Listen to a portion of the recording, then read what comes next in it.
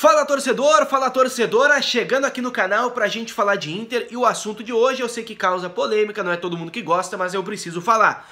Informações de política do Inter, porque Francisco Noveleto, ex-presidente da Federação Gaúcha de Futebol e atual vice-presidente da CBF, foi convidado a concorrer à presidência do Inter. Vou te contar detalhes sobre isso, sobre a tentativa de Giovanni Luigi, também tentado para ser candidato à presidência, e ainda quero falar sobre outros candidatos e quem será ou deve ser o candidato do movimento Inter Grande. Roda a vinheta.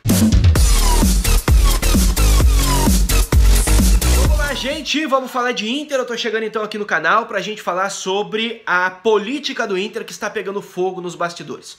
Já falei pra vocês que tá tudo acontecendo e eu tô aqui pra atualizar essas informações porque elas são sim muito importantes pro futuro do Internacional. Primeiro, vou começar pela ordem cronológica dos fatos dessa terça-feira, que é quando eu tô gravando esse vídeo, tá? Terça-feira pela manhã, hoje, o Alexandre Chaves Barcelos, atual vice-presidente do Inter, convocou uma entrevista coletiva para dizer que não vai concorrer ao cargo de presidente.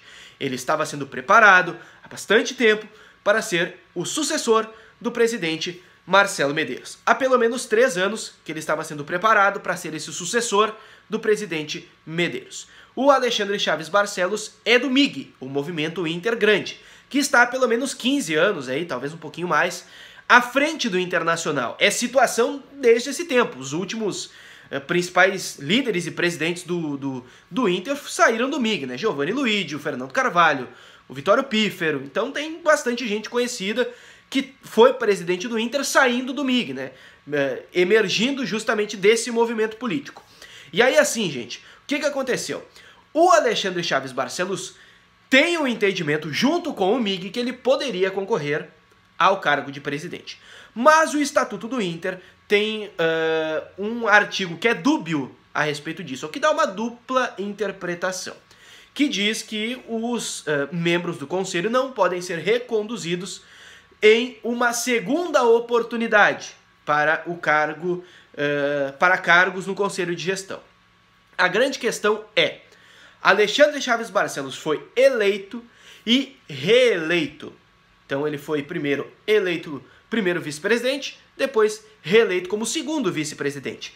E o entendimento de várias pessoas da oposição, basicamente todos os movimentos políticos da oposição, é Alexandre Chaves Barcelos não poderia concorrer porque ele se perpetuaria no conselho de gestão.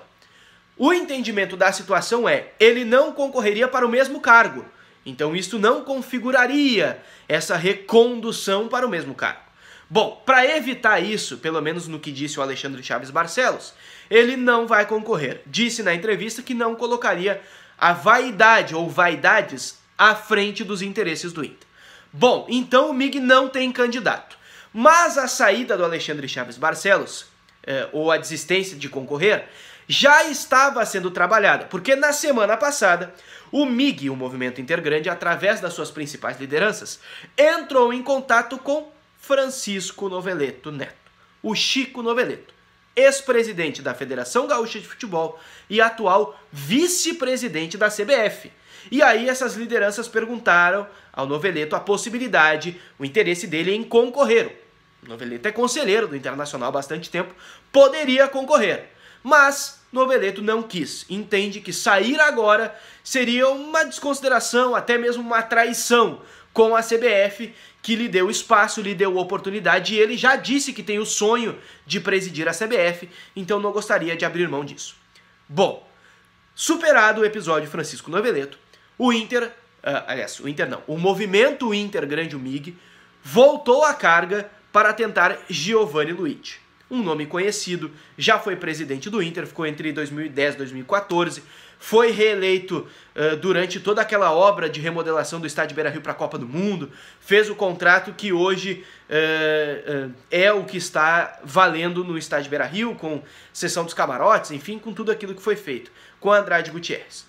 Bom, Giovanni Luigi não quis, manifestou que não quer ter mais essa vida ativa dessa forma na política do Inter, né? Sendo um dirigente, não quis concorrer. Bom, tendo a negativa de Giovanni Luigi, nesta semana, na verdade, nos últimos dias, aí, nas últimas horas talvez, o MIG novamente fez contato com Francisco Noveleto para saber se ele poderia demover-se da ideia de não concorrer e aí ser o candidato do MIG.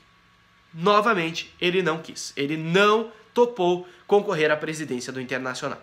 Então, gente, com estas recusas, quem deve ser o candidato do movimento Intergrande da situação para a presidência do Internacional é Guinter Spode, desembargador do Tribunal de Justiça do Estado do Rio Grande do Sul, conselheiro há bastante tempo do Inter, uma série de serviços prestados, e que hoje é atualmente o presidente do Conselho Deliberativo do Inter. Hoje ele é presidente do Conselho. O meu colega de Rádio Grenal, Bruno Soares, entrou em contato com o Dr. Guinter e ele disse que ainda não está definido, mas haverá uma reunião amanhã, domingo, nessa quarta-feira, para definir quem será o candidato. A grande tendência é que ele sim seja o candidato, mas ele ainda não está confirmando essa informação.